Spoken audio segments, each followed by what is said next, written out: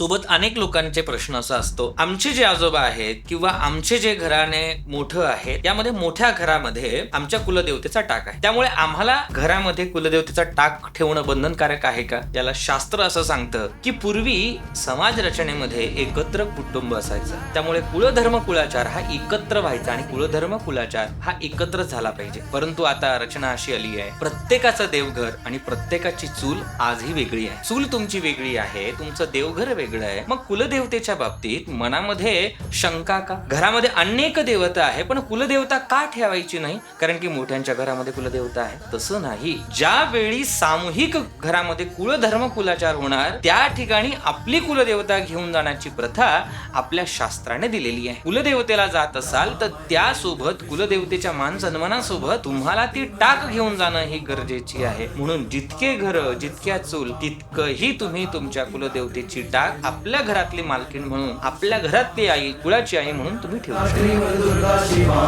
अध्ययनन्तां लक्ष्याभजयकां नायकां परं श्रेष्ठ मंत्र मात्रिकां नमामि.